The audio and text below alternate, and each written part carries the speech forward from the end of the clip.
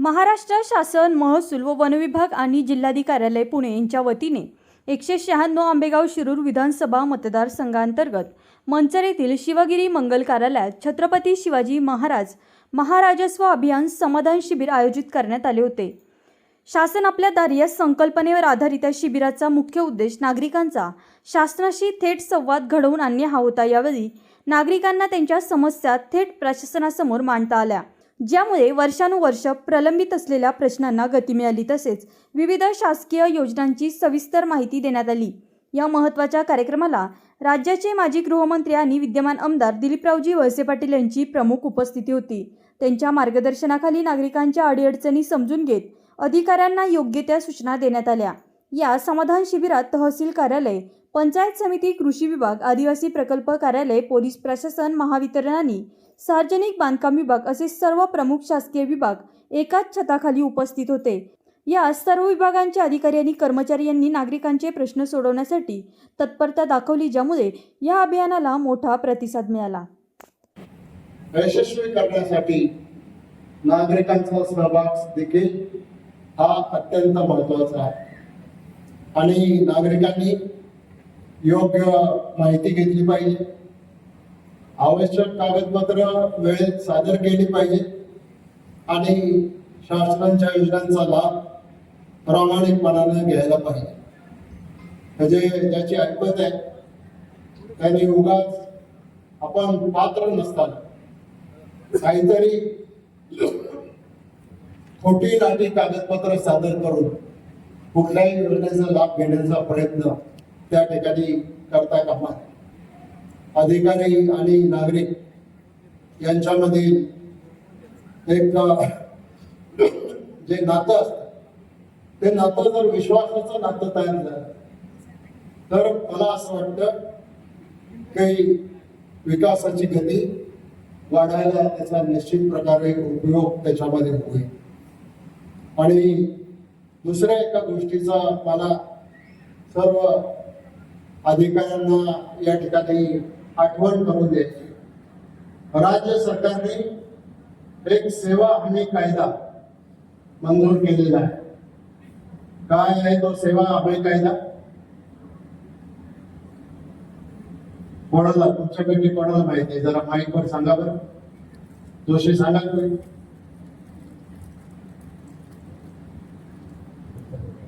तर सेवा हमी कायद्यामध्ये कोणकोणत्या सेवा देता येतात ह्याचं एक परिशिष्ट आहे। त्या सेवा देण्यासाठी कोणत्या कागदपत्रांची आवश्यकता याची सविस्तर माहिती आहे आणि किती दिवसामध्ये ती सेवा देणं बंधनकारक आहे हे सुद्धा अधिकाऱ्यांवर बंधनकारक आहे हे सुद्धा लिहिलेलं आहे। आणि त्या विहित कालावधीमध्ये जर ती सेवा उपलब्ध नाही केली तर त्या अधिकाऱ्यांवर शिस्तभंगाची कारवाई करणं, दंडात्मक कारवाई करणं याची सुद्धा सर तरतूद सेवा हमी कायद्यामध्ये दिलेली आहे। हे मला माहित होतं, पण मला हे तुमच्याकडून सांगायचं होतं लोकांना।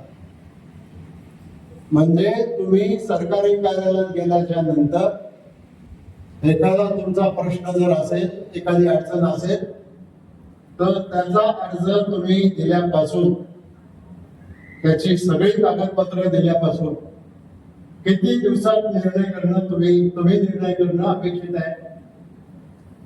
किती दिवसात? माझ्या माहितीप्रमाणे 7 दिवसात।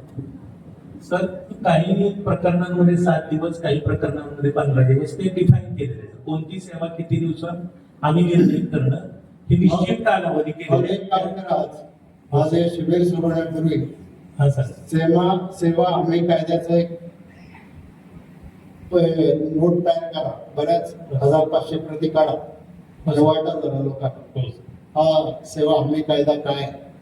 आणि त्याच्यामुळे अधिकाऱ्यांनी सुद्धा असं समजायचं काही कारण नाही की आलाय अर्ज, आम्ही दिलाय ठेवून, सवड होईल तेव्हा पाहू। आज काय कलेक्टरनेच मीटिंग बोलावली, आज काय कमिशनरनेच मीटिंग बोलावली, आज काय आमदारांचा दौरा आहे, अमकच, आज काय अमकच आहे, तमकच आहे, ही कारणं त्याच्यामध्ये अपेक्षित आहे।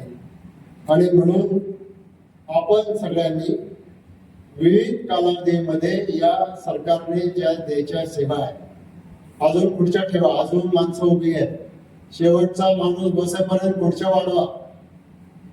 कर्मचाऱ्यांना सूचना आहे आणि मागे ठेवू नका, पुढच्या पुढे ठेवा.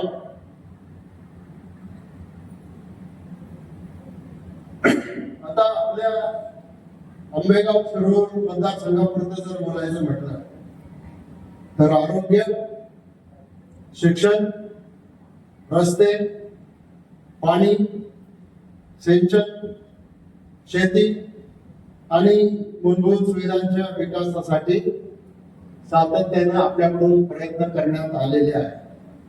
त्याचबरोबर शासनाच्या योजनांचा लाभ प्रत्येक गावापर्यंत व प्रत्येक पात्र कुटुंबियापर्यंत पोहोचावा यासाठी प्रयत्न करण्यात आलेला आहे.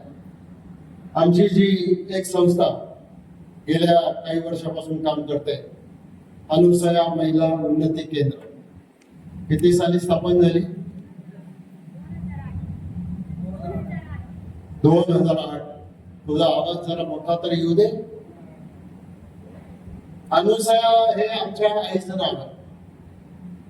तिच्या नावाने आम्ही संस्था स्थापन केली. या संस्थेमध्ये काही मुलींना पगारावर आम्ही नियुक्त केलेले आहे.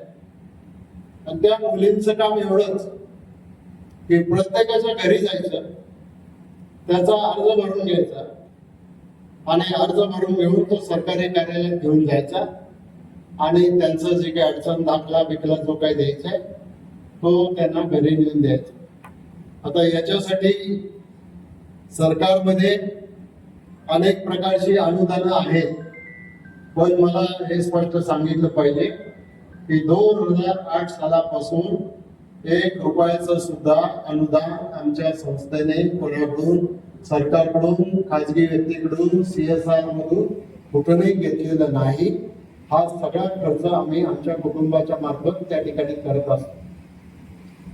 खरं तर जे काम निवडून आलेल्या प्रतिनिधींचं आहे, खरं तर जे काम गावच्या सरपंचाचं आहे, ग्रामसेवकाचं आहे, तलाठ्याचं आहे, कृषी सेवकाचं आहे, केवळ ते लोक हे काम करत नाही. म्हणून हा निर्णय माझ्यासारख्याला या ठिकाणी घ्यावा लागला. आणि म्हणून अशा अनेक संस्था जर उभ्या राहिल्या आहेत, म्हणजे आमची काही एकमेव संस्था असं काम करते असं काही नाही. आता कुसुमकर्णिकांची शाश्वतची संस्था होती, पण ती फक्त आदिवासी भागामध्ये काम करत होती. आणखी बाकीचे काही संस्था आहेत. आमच्या आता महिला संघटना आहे, महिला संघटनांनी सुद्धा याच्यामध्ये लक्ष घातलं पाहिजे. अजय, तुम्ही लक्ष घातलं पाहिजे. अण्णासाहेब आवटे साहेबांची मोठी परंपरा या तालुक्याला आहे. वेणुताई आवटे आमदार होत्या, अण्णासाहेब आवटे आमदार होते, तुम्ही त्यांचे नातू आहे, तुम्हालाही पुढं मोठं व्हायचंय. आणि त्यामुळं तुमच्या सरकारने सुद्धा या कामामध्ये लक्ष घातलं पाहिजे आणि हे काम आपण सगळ्यांनी केलं पाहिजे. आणि म्हणून